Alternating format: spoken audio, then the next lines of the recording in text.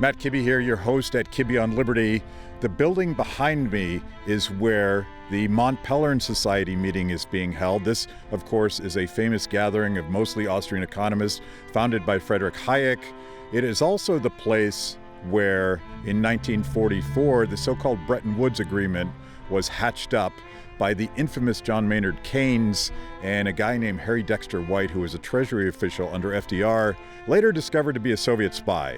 So you can imagine how this central plan to control our currency turned out in the long run. It was the death knell to the gold standard, and it has created all sorts of chaos ever since. I'm going to be talking to some of the brightest brains here, not just about monetary policy, not just about the Bretton Woods Agreement, but where liberty was then, where it is today, and how we move forward.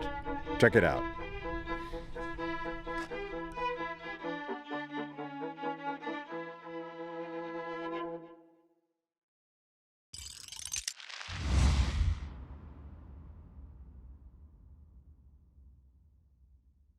Deirdre, hello. Hello, how are you, Matt? Nice to see you. Funny that we meet each other in the mountains of New Hampshire. Well, the mountains of New Hampshire, where they made up the IMF and the World Bank, and which I find creepy. Yeah, and I'm going to have so I'm doing a series around Mont Pelerin because there's all these big, beautiful brains here. Yeah.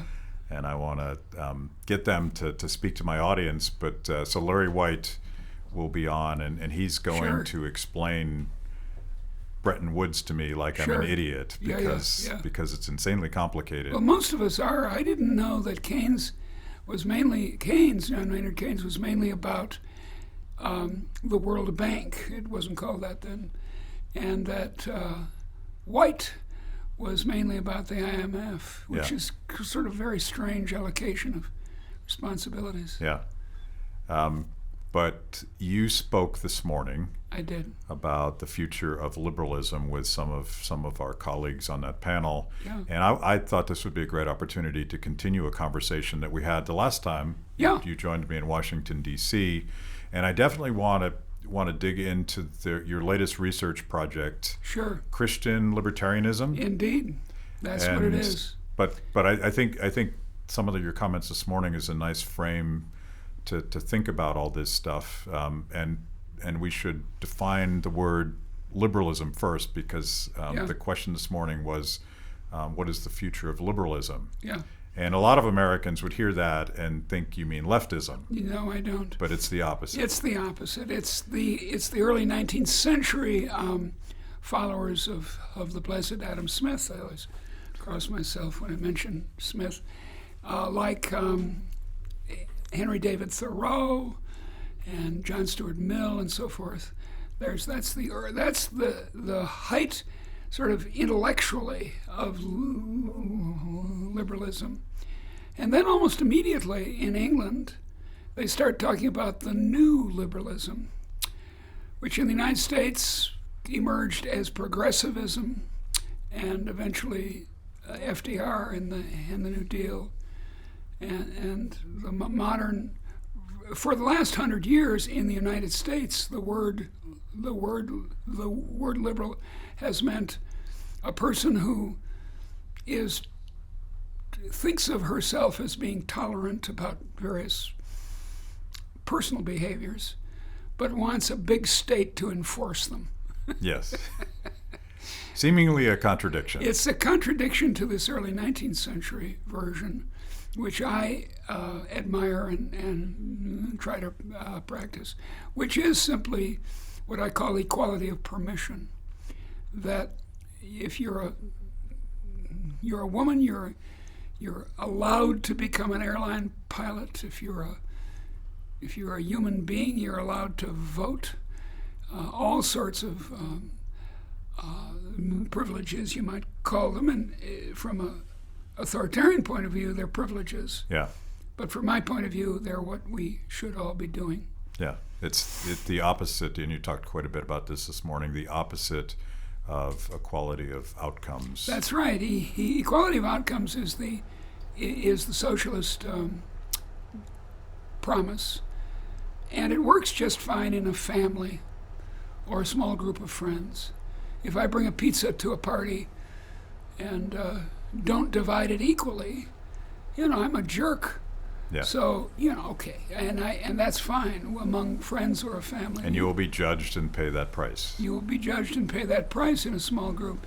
If it's a family, we do not want our family to be run on capitalist grounds. We don't send our 6-year-old out to earn money to pay for lunch. So it's from each according to her ability, to each according to his need. And that's the socialist ideal. And you're to finish the race of life equally under socialism. And then there's another variant of equality, which is much more popular in the West, equality of opportunity. But that's impossible to achieve. Some people grow up in nice, loving families, and it's good for them. And some grow up in hideous families. Some grow up in the United States, some grow up in South Sudan. And there's no way of equalizing the starting line of the race.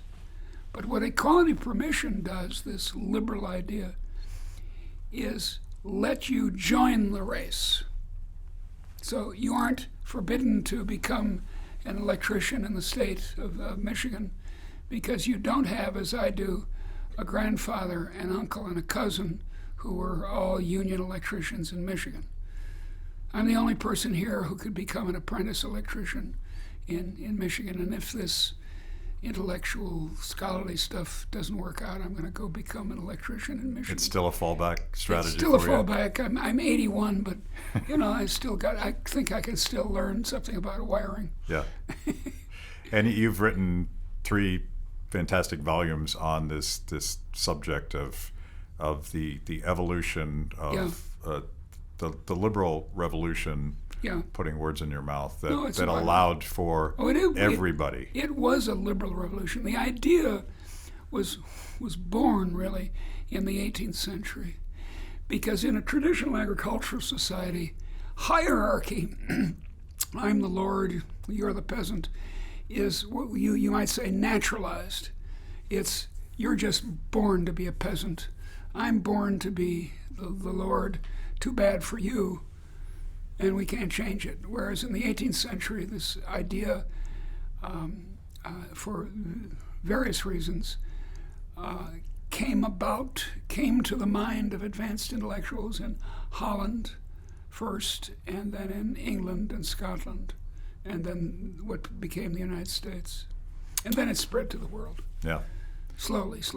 And in your telling that it's relevant very much to the argument we're having in the United States today, somehow liberalism was supplanted by a sense of nationalism. Yeah, it was. There are 3 big ideas in the last 3 centuries. The first one to happen, to become, start to be developed is liberalism. And then in the early 19th century, nationalism, in association with the Romantic movement. And then in the middle of the 19th century, more Romanticism, sometimes turned on its head, of socialism. And if you like nationalism and socialism, maybe you like German National Socialism in the 1930s. Yeah.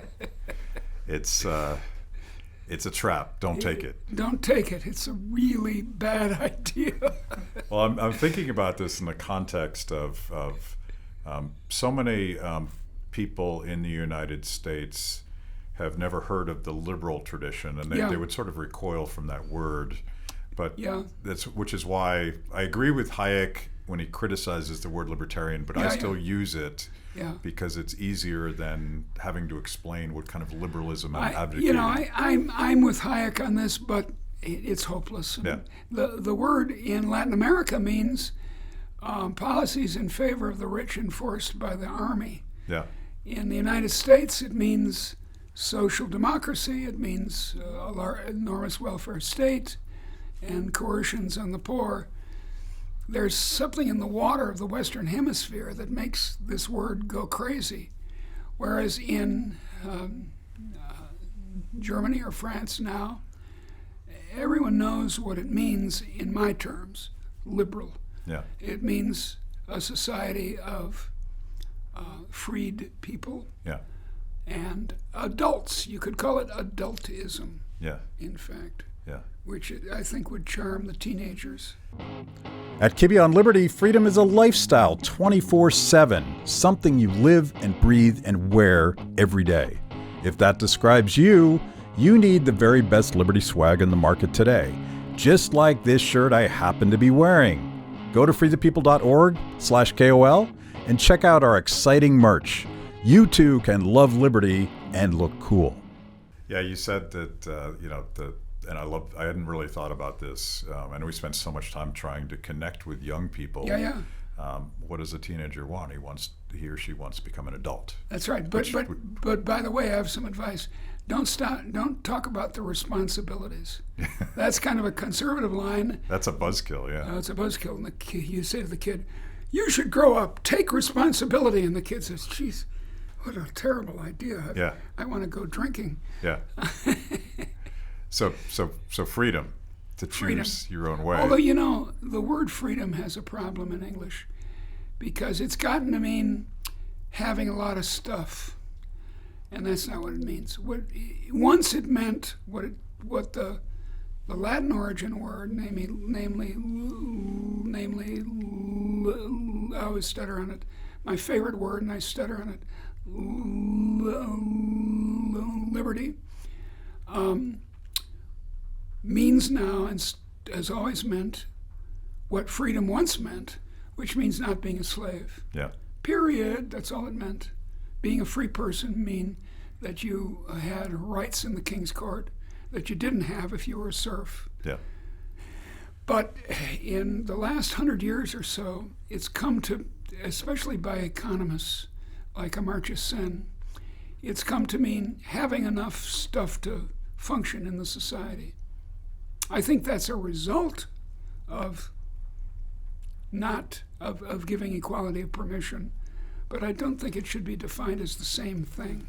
Yeah. So I'm also going to be speaking with Daniel Hannan about national conservatism. Yeah, that's a real and terrible thing. It's kind of a combination of really, really bad ideas.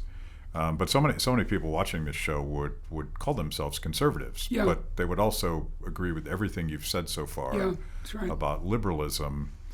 And so I would consider the conservative label in the U.S. Very recently meant limited government, rule of law, free trade, liberty, free trade, free international trade, and start a business when you want to, and all that stuff. Yeah. But the national conservatives, as far as I can tell, they're basically saying, hold my beer, you can trust us with unlimited power of government. Yeah, that's right. So that we can impose our values on the population. That's the trouble. Your conservative people who are hearing this, they're not conservatives in the sense that the national conservatives are, and some other characters of various kinds, in that in wanting to use the power of the state to crush other people.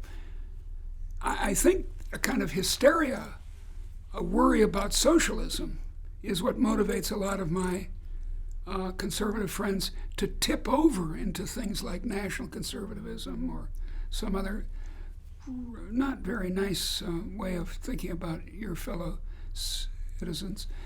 But whereas the old style conservatism of Ronald Reagan and so forth respected people in a very, very libertarian way. And respected non-governmental institutions very much so. As the foundation, starting with the family. The family, the church, although Ronald Reagan himself was not much of a churchman, I must say. But the club, and indeed the corporation. Yeah. Because though the left doesn't believe it, corporations and ordinary single owner a business firm is an ethical community. If it's not, it doesn't work very well, and becomes actually doesn't work very well economically, and certainly doesn't work very well spiritually. Yeah. If you don't care about your employees, or your customers, or your creditors, or your whoever, as a person in business, I don't think you're going to do very well, and you're going to corrupt yourself. If you think that greed is good, you're barking up the wrong tree, dear. So when you say the phrase Christian libertarianism, yeah, I immediately think of Adam Smith and the theory of moral sentiments. I do too. Is that the, like, where did you mash these two things up? Well, I know you didn't do it, but how do you find these things? I didn't do it. I only read the theory of moral sentiments late in life, and I should have read it in graduate school, and my life would have been very different if I had. But I became a Christian in 1998.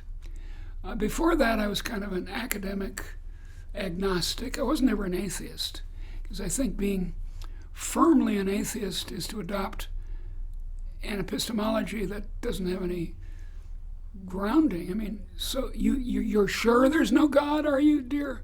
Well, how can you do that? It's almost a statement of faith. It's a statement, of course it's a statement of faith, and it's self-contradictory to say, I'm against faith. I have a faith that I'm against faith. Yeah. But in 1998, I became an Episcopalian. We call ourselves the Frozen Chosen, a Catholic light.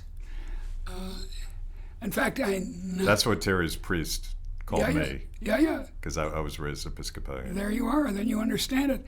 I've always had, since 1998, I've been in what we call low church Episcopalian congregations, and that's been fine, and in fact wonderful. But now, since January, I've lived in Washington, D.C., and virtually across the street from me is a high church Episcopalian. They call themselves Anglo-Catholics, and we say smells and bells. That is incense and bells when the host is raised.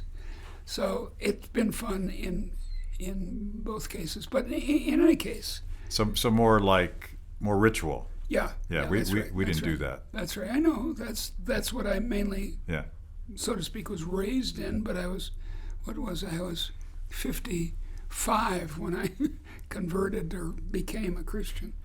But I just finished a book that I'm peddling, trying to get published, which says that, look, free will, the grant of liberty of the will by God,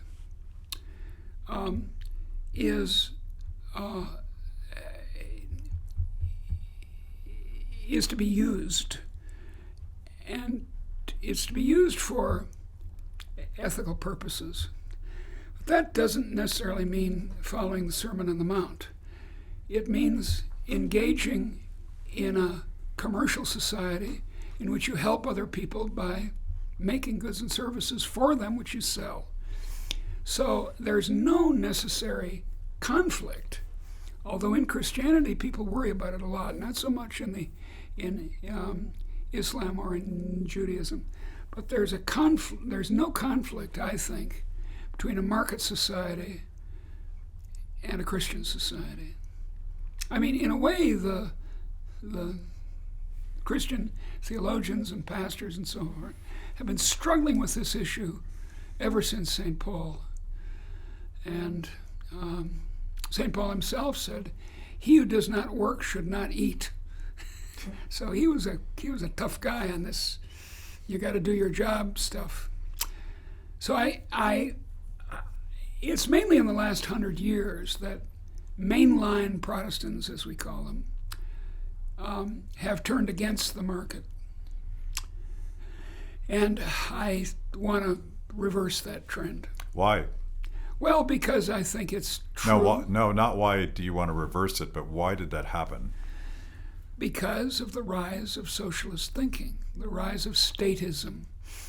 In 1910, places like France, the United States, Britain, Germany, Italy, had at all levels of government only about 10% of GDP income, what we do, what we make, going through the government.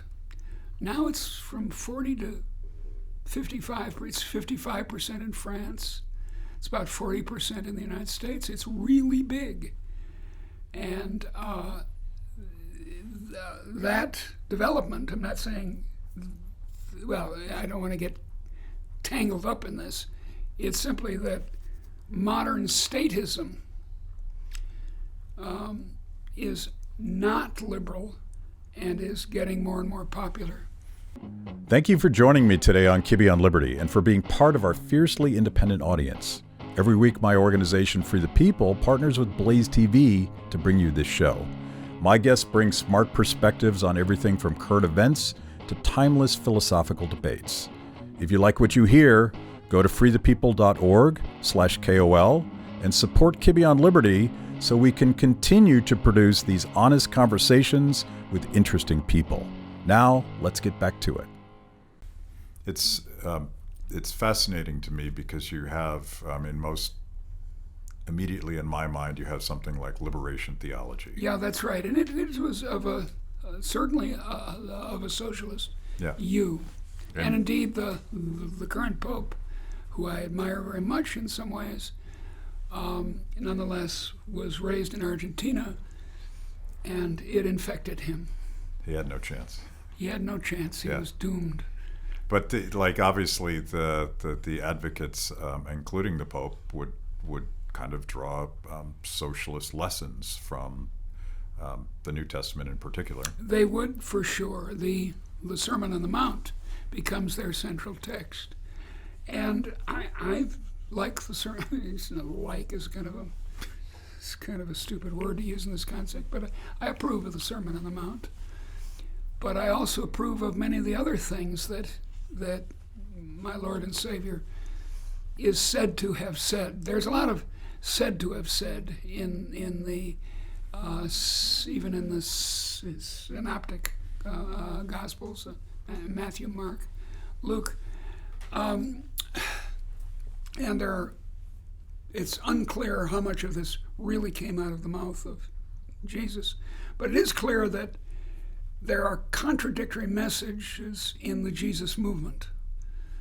There are, he who does not work should not eat, and there's also what St. Paul was railing against when he said that, which is, well, the second coming of Christ is pretty soon. Why work?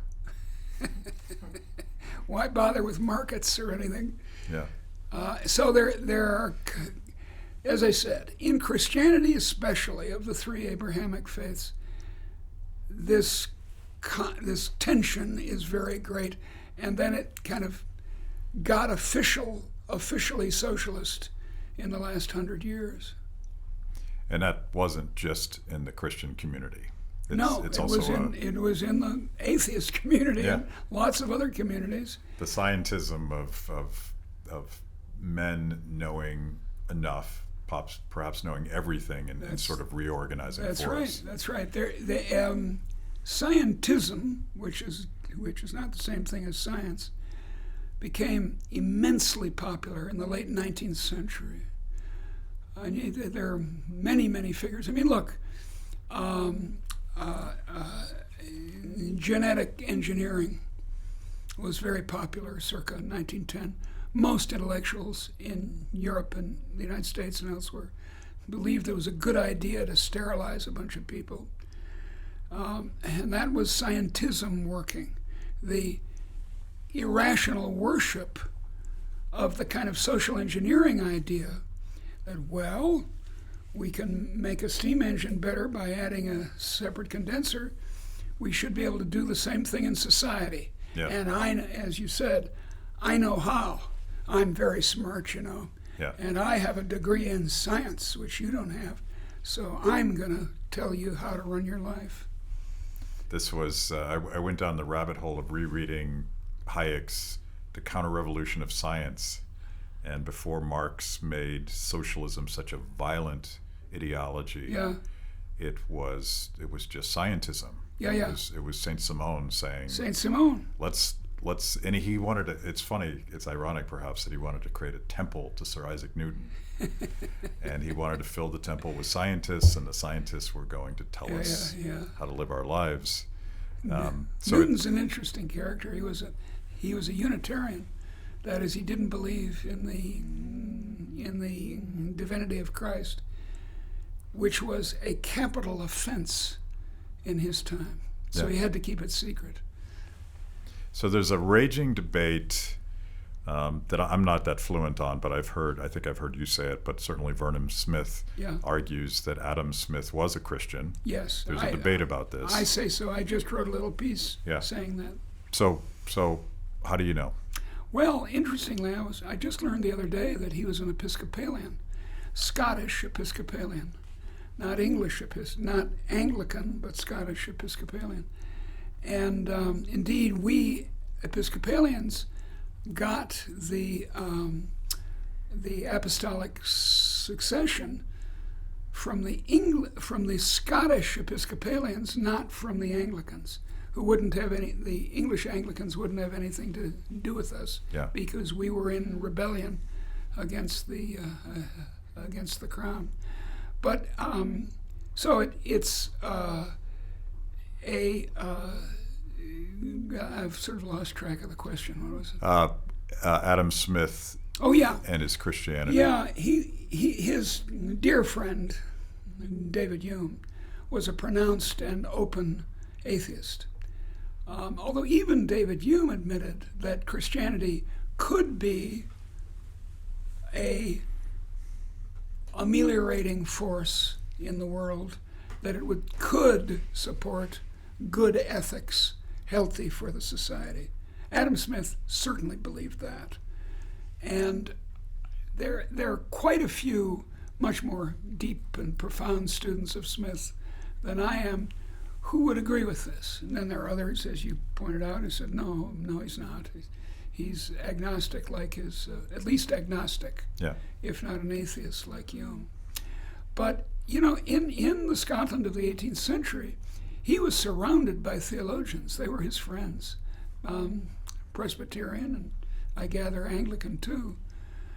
And in a way, in his other book, everyone's heard about the Wealth of Nations, but his other, in a way, more profound book is The Theory of Moral Sentiments, 1759 instead of 1776. And in that, you can see him building an account of an ethical adult society without a lot of God talk. But then he talks about, there's more God talk than you might think in that book. But so it's controversial slightly, but I think he was a man of faith.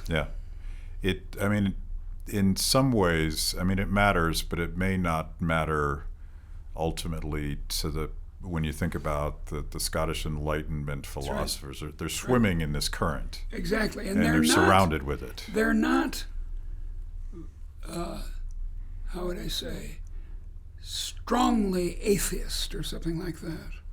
I don't think what's often claimed on the conservative side, that the United States was founded on Christianity. I don't think that's true. I think our founding fathers, Jefferson being a prominent example, were deists at best, saying, well, yeah, there's a God, but he's not a personal God. But as you said, this is a age in which most people go to church. Although again, it's easy. The United States has gone through several great awakenings of religiosity, and One of them came well after 1776, in the early 19th century, for example, it was associated with abolitionists abolishing slavery, which was also the first great triumph of liberalism, the abolition of slavery. So Americans have had a somewhat feverish relationship with faith. Yeah. Much less so than the British or even the French. So I tell this joke, it's not a joke, but it's sort of a joke that, the second time, Vernon Smith convinced me to read The Theory of Moral Sentiments a second time. It's a wonderful book. And apparently I should read it a dozen times if I really want to comprehend absolutely. it. Absolutely. I've taught the book in the Department of Philosophy at Erasmus University, and of course on ethics. And I've read it at least 3 times. If you've made it this far into the show, it means I must be doing something right. Kibbe on Liberty is just one of the amazing products we create at Free the People. We tell emotionally compelling stories and produce educational videos for the liberty curious.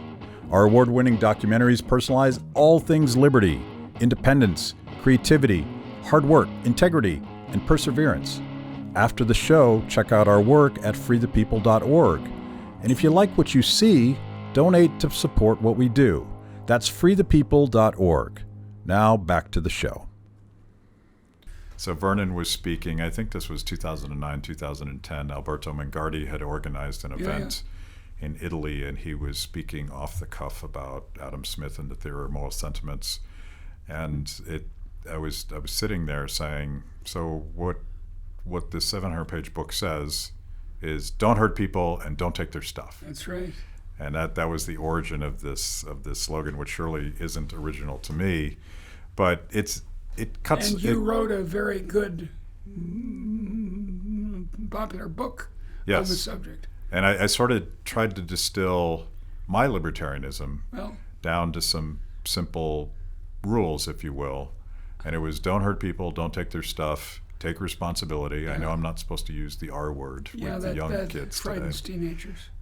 Work for it. That's another tough one. Yeah. Mind your own business. Yeah. And the final one was fight the power. Yeah. Don't trust power. But the one that I missed that maybe's implicit in the first 2 rules is keep your word. Yeah. And that's a key part to the theory of moral sentiments. It certainly is. Yeah. It certainly is. That Kant, his contemporary in Germany, made a whole moral theory about keeping your word. And he went too far, as Adam Smith himself pointed out that philosophers tend to do. He got hold of a principle, and you should always tell the truth. Even when a murderer is trying to find your friend, you should tell the murderer the truth about where your friend is. But I have a religious version of your formulation of this. I point out that that there is a positive version of the Golden Rule, which Jesus articulated early in the 1st century CE, namely, do unto others as you would have them do unto you. But Hillel of Babylon, about 50 years before Jesus, had articulated the negative rule, which is don't do unto others as you would want them not to do to you. And if you put the 2 together, I claim that's liberalism. Yeah. Be loving, but be just. Those are the 2 sides. And love and justice are a pretty good social compact. Yeah. You may recall last time we were talking, I'm trying to come up with, I want to say universal human values that resonate with people. And I think variations on the Golden Rule are sort of the cornerstone. I think so too. Of all of that. But if you think about when you ask the government to impose these things on people, you're actually taking away the possibility that you can find mutual respect. Exactly. That you can find peaceful cooperation. Exactly. And of course, love is the most difficult thing to achieve because it has to be found freely. Yeah, that's right. Or else You can't pass a law. Then you go back to the matter of free will and God's gift of consciousness to us. By the way, the psychologists, the brain scientists will admit that they have no good account of human consciousness. And so you could take the view that this is God-given. But in any case, free will you can't be forced to love someone, but you can train yourself to not hate them, which is the Christian advice. Yeah. Love thy neighbor. What credit is it to you, said Jesus, to love your friend? But it's harder and necessary to love your enemy. And I wish there was more of that in American politics right now. Yeah, there's none of that in American politics. Zero, zilch. And this is quite annoying because some people who call themselves believing Christians are very willing to say, oh, well, hate the sin, not the sinner. That's a phony excuse. Yeah. You've got to love the person you disagree with. And if we do that, we're able to find common ground. The corruption, and I'm sure this has always been true, but politics today is exclusively about what you don't like about the other. It's a hate fest. Yeah. And that's got to stop. We got to stop hating conservatives and MAGA people, hating the media and hating this and hating that. Down that path lies fascism and communism. Yeah. So what you have this manuscript and this book, and I'm fascinated by the duality of, like, you can read the New Testament and somehow become a Marxist, but these common sense values that I get out of Adam Smith seem 100% consistent. They are with Christianity. Absolutely, no question about it, and not a problem. Yeah, but I want to go back to this path, this dark path that you're describing. To the extent that it is a cohesive philosophy, national conservatism is almost a Christian nationalism. Yeah, it is. Almost exclusively. Well, there's a version of this called integralism, which has a rather long history. It's theocracy. It's the idea that if you're a real Christian, you'll want the government to be enforcing it. Yeah. And that I find, I'm a liberal. Yeah. In the 18th century sense, in early 19th. But isn't sort of beating virtue into other people, isn't that a contradiction? Well, I don't want to beat it. Of course it is a contradiction. Yeah. No, I'm saying that the nationalists, the Christian nationalists, the integralists. It's a complete contradiction. And nationalism is a contradiction of Christianity. As Adam Smith said in Theory of Moral Sentiments, you should love in perhaps a less intense way a widening circle of people, your family, your brother, and then a widening circle. But that doesn't mean you can cut off and say, okay, I don't care at all about those Chinese or about those Jews or about those queers. That's not Christianity. That's to have a margin beyond which you introduce hate instead of love as the principle. And although, by the way, Christianity and this gospel of love is a new element in the ancient world. The ancient world didn't particularly admire love, not in the kind of very strong way that St. Paul and his followers, faith, hope, and love, and the greatest of these is love, that would embarrass Aristotle or Plato or even Cicero. So that is a new element in the West. Perhaps one of the core building blocks of liberalism. Yes, although which came first? Well, love came first. Love, it conquers all. And of course, people loved each other before Christianity. It's just elevating it to a great social principle is a novel idea. But of course, that's the trouble. Socialism, I'm from the government and I'm here to help you because I love you, is a dangerous implication of love. Yeah. The smothering love of a mother of her child to the point where the child doesn't become an adult but remains a child. She can say, oh, I love Johnny so much, but it's terribly bad for Johnny. He doesn't ever graduate from being a slavish child. Well, we can aspire to love, but I feel like right now, just a little bit of tolerance. Sure, just plain old tolerance. Just right. I don't care what you do. That's right. But you're free to do it. My grandmother, born in the 1890s, witnessed the transition from horses to automobiles.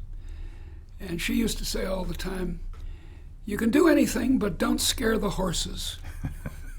Which, for a horse-running society, is quite appropriate. Yeah. It expresses this one American value of allowing people to do what they want, don't tread on me, so forth.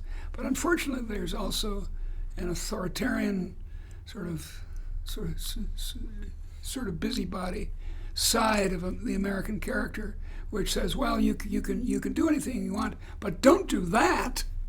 Don't have a gay marriage, or don't eat, don't drink too much. Those guys are the worst, by the way. The prohibitionists were an illiberal movement.